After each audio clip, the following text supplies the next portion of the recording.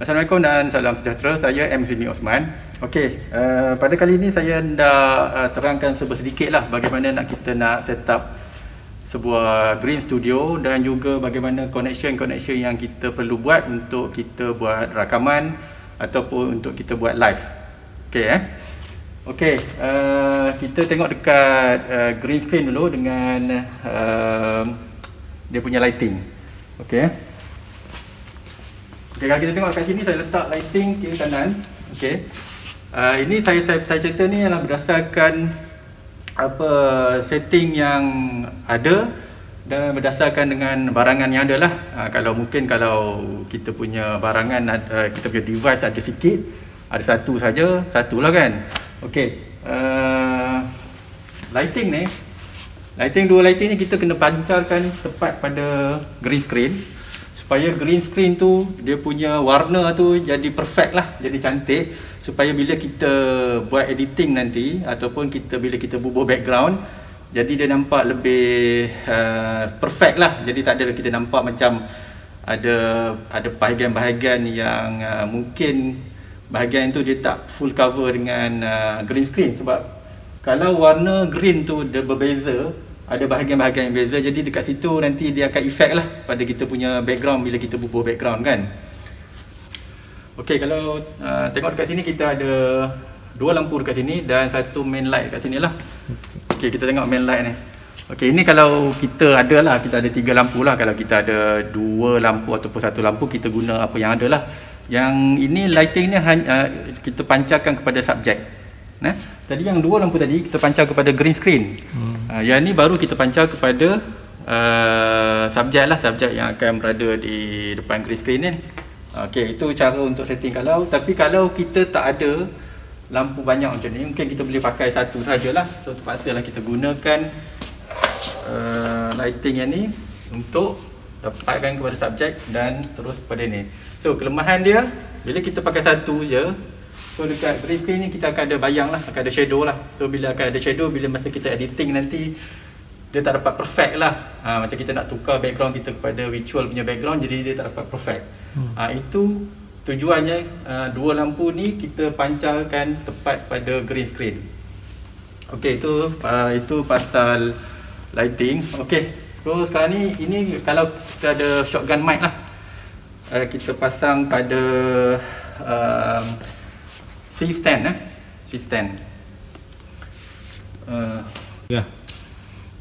Okey, tadi kita bercakap pasal lighting, sekarang kita bercakap setting untuk mikrofon lah. Okey, dekat sini saya ada shotgun mic. Saya sambung shotgun mic ni, tak kisahlah kita pakai brand apa ikut kita lah. So shotgun mic ni kita sambung, kita letak dekat C-stand. Okey So cara pasang dia dekat sini kan. So maknanya kita akan naikkan dia ni supaya tak masuk dalam frame lah. Okey, shotgun mic ni, dan kita ada wire ni, kita akan sambungkan terus kepada kita punya kamera lah. Okey. So bila kita record daripada shotgun mic ni terus masuk ke dalam kamera kita. So kita tak pakai built-in punya kamera, kita tak pakai built-in punya mic dalam kita punya kamera. Okey, kalau kita tak ada ni, contoh kalau kita tak ada ni, kita boleh juga pakai clip mic tu. Clip mic kita sambung tu terus masuk ke kamera. Ataupun satu lagi cara, ni cara yang kalau kita ada device recorder lah, voice recorder, kita boleh sambung mic kita masuk ke voice recorder, dan bila kita edit nanti kita kena sync lah, kita kena sync voice dengan kita punya video supaya dia selari. Tapi yang tu dari segi editing banyak kerja sikit lah. Kalau kita masuk terus ke kamera, jadi voice tu terus dia dah sama lah dengan kita punya video. Jadi dari segi post processing tak perlu banyak sangat lah. Okey, katakanlah kita tak ada yang ni, kita pakai clip mic, kita juga boleh pakai wireless mic lah. Yang ni brand Sauromonic, Blink 500. Okey, so kita boleh bagi dekat orang yang nak cakap tu, dan kita terus transmit ni terus transmit masuk ke dalam dia punya receiver dekat sini. Receiver dia lah. Okey, receiver ni bergantung lah sama ada kita nak terus rakam masuk ke dalam kita punya kamera. Okey, sama ada kita nak terus rakam masuk ke kamera kan, ataupun kita nak cucuk pada kita punya voice recorder.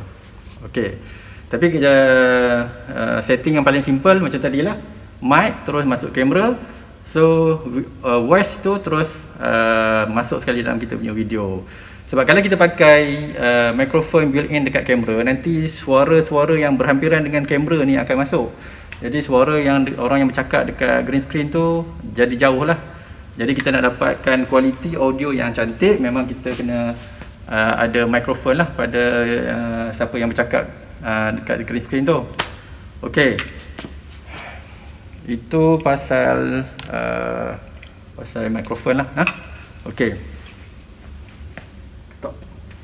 Okey, lupa saya nak cakap tadi, untuk setup sistem ni, kita sebenarnya kita kena ada sandbag dekat sini. Dekat sistem ni sebenarnya untuk dari segi keselamatan, kawan saya bagi tahu, kawan saya peringatkan saya sebab dia tengok gambar saya setup itu. So kita kena letak sandbag dekat sini lah supaya berat ni supaya dia lebih stabil lah. Tidak kita takut mungkin kalau berat dia tak berapa stabil, kalau tak ada sandbag tu dia mungkin jatuh itu boleh kena pada orang. So dari segi safety lah. So ini barang ni kita baru dapat, jadi kita tak ada lagi sandbag.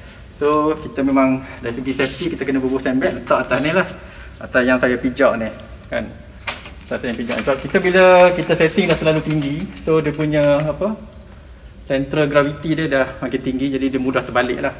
Jadi kita kena buat something untuk support dekat sini supaya sistem ni tak terbalik ya. Kita letak kat sini. Kalau tak ada sandbag, carilah something yang berat boleh kita support benda, boleh tindih benda ni. Okey, itu untuk setting seat stand. Okey, tadi kita dah pasang mic, shotgun mic kat situ, dan kita sambung kepada kita punya kamera. Tadi saya sambung kamera ni, tapi saya saja nak mudah, saya sambung kamera ni lah, Canon EOS 250D. Saya pun baru nak explore benda ni. Okey, jika kita guna audio daripada luar, okey, kita kena pastikan kita setting kita punya audio lah supaya masuk jadi cantik lah. Kalau tidak nanti kalau kita rakam audio jadi pecah, jadi masa tu kita nak betulkan susah. So kalau kamera ni ada bergantung kepada kamera lah, dia punya menu tu. So kalau kamera ni dia bawah sound recording. Okay, so kita guna manual lah kalau kita nak ubah. So record level ni lah, record level ni kita boleh ubah lah. Dia kalau nak cantik dia jangan lebih pada 12 lah. Tapi yang ni sebab saya cakap dekat sini, jadi dia nampak dekat sini, kita nampak level dekat sini baru masih lagi okey. Tapi sebenarnya kalau kita cakap kat sana, baru nanti kita nampak lah, kita kena ada seseorang lah yang bercakap di sana supaya kita boleh tengok kita punya level, kita punya record level ni berapa kuat kan. So okey, kalau macam tu kita pergi ke sana.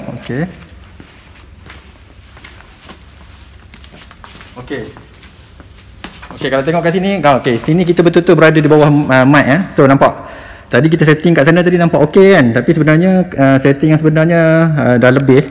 So kita kena turunkan sikit. Okey, testing 1 2 3, testing 1 2 3. Okey, dia dapat dekat 12 tu, lebih kurang cantik lah, bawah pada 12 ataupun lebih kurang lah. So pastikan kita setting ni dengan betul lah. Sebab kalau kita tak setting mic kita dengan betul, nanti audio kita dah record. Jadi kalau nanti audio kita terlalu kuat sampai pecah, jadi tak cantik lah audio kita kan. Sebab audio tu pun main peranan penting jugalah dalam kita punya recording video kan. Okey, itu dari segi setting untuk kita punya mikrofon. Okey, tadi kita dah cakap pasal lighting, pasal audio. So ini kita tengok pula pada setting pada kamera lah. Okey, kalau kita nak rakam, kita nak record video sama dengan audio, so jadi tak ada masalah, kita just record macam biasa lah. Apabila kita dah setting kita punya mikrofon, kita punya video semua dah setting, kita boleh record macam biasa lah. dan kemudian kita akan buat post processing lah nanti masa editing, kalau kita nak letak background apa semua dengan kita nak adjust kita punya audio kan. Okey, katakanlah kalau kita nak buat live pula. Kalau kita nak buat live, kita nak masukkan ke dalam kita punya laptop untuk kita pancarkan sebagai live lah, menggunakan sama ada mungkin menggunakan OBS lah, OBS Streamlabs Studio, ataupun mana-mana aplikasi yang boleh gunakan untuk streaming live lah. Okey, dekat kamera, biasanya kalau kamera yang baru ni dia akan ada port HDMI lah. Dia akan ada port HDMI. So kalau macam yang ini Sony A6400, dia ada port HDMI, dia adalah micro HDMI. So kita ada lubang micro HDMI. Okey, kita boleh cucuk kat sini. Okey, dan kita sambung terus ke kita punya Atom Mini Pro. Kita punya video capture lah. Kita sambung kepada sini. Okey, sambung kepada sini dan kita boleh gunakan aplikasi OBS sebagai contoh untuk kita buat live streaming. Okey, sama juga dengan audio tadi. Kalau kita pakai yang audio remote, wireless audio, so kita just cucuk dekat dia punya receiver lah kat sini. Okey, dia punya transceiver pada orang yang bercakap. Okey, itu kalau kita ada Atom Mini Pro ni lah. Itu kalau kita ada dah. Okey, dan satu lagi saya nak ingatkan, kalau kita belikan kabel HDMI, make sure kita tahu port apa yang ada pada kamera kita. Macam ni kita ada port micro HDMI. Macam Canon 250D ni. Okey, dia ada port mini HDMI. Okey, mini HDMI. Yang ni HDMI yang biasa, so tak boleh cucuk. Hari tu dia orang supply kan benda ni, ada orang yang sumbangkan untuk kita punya tempat kerja. Jadi yang ni dia sumbangkan, dia bagi yang normal punya HDMI, so tak boleh cucuk sini. So kita kena cari converter lah, converter mini HDMI kepada HDMI ni, baru kita boleh cucuk kepada kita punya Atom Mini untuk kita buat live broadcast lah. Okey, itu dari segi kita punya video. Okey, kalau tengok dekat sini, okey, sini kita ada Atom Mini Pro. Okey, katalah kita tak ada Atom Mini Pro. So yang ni harga dia mahal juga, 1000 lebih, dekat 2000. Jadi kita boleh guna video capture card yang murah tu untuk cucuk kepada komputer kita menggunakan port USB. Gunakan port USB sebab kita mungkin kita guna satu kamera saja. Okey, kita guna satu kamera, jadi kita cucuk kita punya capture card tu, kita cucuk kepada kita punya USB, dia akan detect dan kita boleh gunakan kita punya aplikasi OBS Streamlabs untuk kita buat live. Itu kalau itu cara yang paling murah lah. Video capture card tu murah je, dalam RM50 je berbandingkan dengan yang ni. Cuma kelebihan yang ini, dia boleh kita pasang dua kamera supaya masa live tu kita nak tukar angle lah. So kita ada dua kamera, kita letak dekat sini. Let's say kita ada dua kamera, satu wide, satu kita punya yang zoom punya kamera. So kita boleh switch lah antara dua kamera semasa kita live kan. So kita kalau tengok kat sini, dekat Atom Mini ni kita boleh switch antara kamera. So kat sini maksimum kamera kita boleh bubuh 4 kamera. Tu 2, 3, 4. So 4 kamera. Tapi kalau kita tak perlukan kamera yang banyak, mungkin kita nak live biasa saja, satu kamera saja, kita boleh guna kaedah capture card tadi lah dekat situ. Dan katakanlah kita tak ada ni juga, kita punya audio juga, kita boleh cucuk kita punya receiver ni, microphone receiver ke dalam kita punya audio jack lah yang ada pada kita punya komputer ataupun laptop. Let's say kalau tak ada yang ni juga, yang ni pun harga 600-700 juga, kita boleh guna yang clip mic tu, tarik daripada orang yang bercakap tu, cucuk masuk ke dalam kita punya komputer. Cuma tak cantik, kita nampak mic je lah. Tapi itu dah biasa, zaman sekarang ni dah tak kisah ada orang ada mic ke tak ada mic kat situ, orang dah tak tengok sangat benda tu. Kita mungkin tak perlu perfect sangat lah. Kita boleh guna kaedah yang paling murah, iaitu clip mic dan juga video capture card kan. Okey, itu cara untuk setting live lah. Dan bila kita kita setting live macam ni, kita boleh, kalau kita ada green screen, jadi kita boleh tukar background tu lah semasa live. Tak semestinya kita pakai background yang sedia ada. Itu kalau kita nak buat lagi efek yang lebih menarik lah untuk kita punya live video. Okay, sekarang ni saya nak tunjuk macam mana kita nak setting untuk kita buat live menggunakan Streamlabs OBS lah. Kita akan menggunakan Streamlabs OBS. Okay, kalau tengok kat sini, yang ni audio kita, mic kita daripada shotgun mic tu saya sambung. Yang ni HDMI daripada kamera. Okay, yang ni power untuk Atom Mini ni, dan yang ni USB-C type cucuk ke kita punya komputer lah atau laptop untuk sambungan daripada Atom Mini masuk ke komputer. So Atom Mini tu dia bertindak sebagai video capture card lah, dan juga sebagai input untuk kita punya audio. Okey, kalau tengok dekat sini, saya bagi simple lah, yang mana yang mungkin biasa, bukan basic lah ini, tapi yang dah biasa menggunakan Streamlabs OBS. Okey, dekat scene ni, okey, contohnya kita boleh add kita punya video capture device lah, sebab kita cucuk kita punya kamera. Tak kira lah kita cucuk daripada menggunakan Atom Mini ataupun kita cucuk menggunakan capture card yang saya kata yang murah tu, yang boleh cucuk pada USB terus untuk satu kamera kan. Okay, kita add video, ambil video capture device. Okay, let's say kita bawa kamera 1. Okay, katakan okay, so kat sini kita akan ada pilihan untuk Blackmagic design ni lah. Yang ni kita ada integrated webcam adalah kamera dekat sini. So kita akan, bila kita dah install application Blackmagic tu, kita akan dapat dekat sini lah, dia akan keluar kat sini lah. So kita pilih kat situ. So kita punya kamera dah masuk kat sini. Kemudian kita masukkan pula kita punya audio lah, ya. Audio input capture, audio system. Yang tu kita boleh name lah, bubuh nama-nama apa jugalah.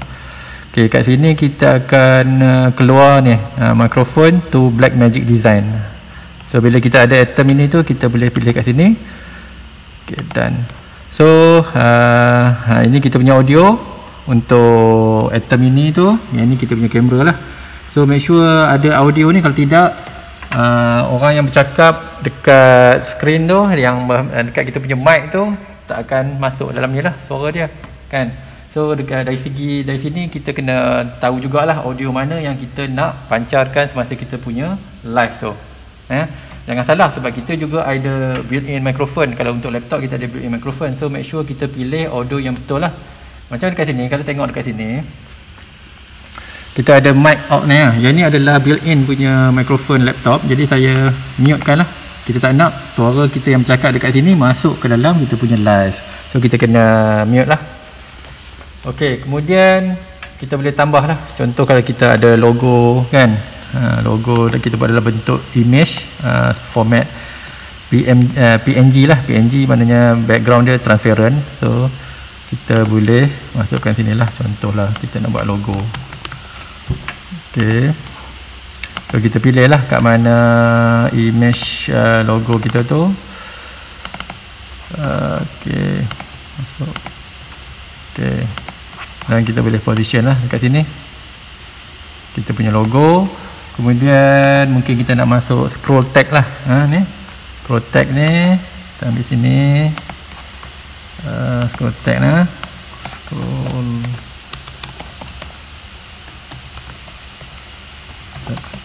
Okay, scroll text. So kita letaklah kat sini. Selamat datang kepada semua yang menonton live. Okay. Okay, kita letak kat situ. So kita tarik kita punya scroll ni. Adalah setting-setting dia lagi lah yang kita boleh buat kat sini. Okay, so sekarang ni dia tak scroll lagi kan. So kita kena right click dekat sini, kita ambil properties, properties, sorry, bukan properties, right click kat sini, kita ambil filter. Okay, ambil filter, kita tambah filter ni, ada button plus ni, kita tambah, kita pilih scroll. Okay, so yang ni kita boleh adjust lah kelajuan scroll kita kan, nak mundurkan. Okay, yang ni kalau vertical lah, sorry, biasa horizontal lah. Okay, done. So dekat sini dapatlah kita punya scroll, kita punya logo dengan kita punya kamera punya view lah. So itu simple lah, yang simple basic kita buat live menggunakan Streamlabs OBS. Kita tarik daripada kamera, external kamera, external microphone, bukannya webcam ataupun built-in kita punya microphone. So itulah sedikit yang saya boleh ceritakan berkenaan dengan setting untuk live. So banyak lagi lah setting-setting yang kita boleh buat kat sini. Macam ni kita ada green screen, so kita boleh ubah lah. Ada lagi lah function-function yang mungkin saya akan cerita di masa akan datang, bagaimana kita nak ubah green screen ni untuk kita letak kita punya virtual background. Okay, itulah sedikit bagaimana kita nak setting kita punya studio, bagaimana nak setting lighting, nak setting microphone, kamera, dan juga bagaimana kita nak buat live streaming menggunakan Streamlabs OBS. Itu sedikit, seberingkas, yang mana basic sajalah saya cerita. Maknanya ada lagi yang advance punya yang kita perlu tahu untuk kita bagi kita punya recording ataupun kita punya live streaming lebih cantik, lebih menarik lah. Banyak lagi function-function yang ada yang kita boleh guna, kita boleh explore. Jadi setakat ini dulu sahaja. Kalau ada yang kekurangan tu saya minta maaf. Tapi kalau ada pertanyaan lain boleh letak juga di ruang komen supaya saya boleh tahu apa kelemahan saya dan saya boleh jawab, dan juga saya boleh explore dengan lebih lagi lah berkenaan dengan streaming, berkenaan dengan video recording apa semua. Okey, itu saja untuk kali ini. Jumpa lagi pada masa akan datang. Bye bye. Assalamualaikum.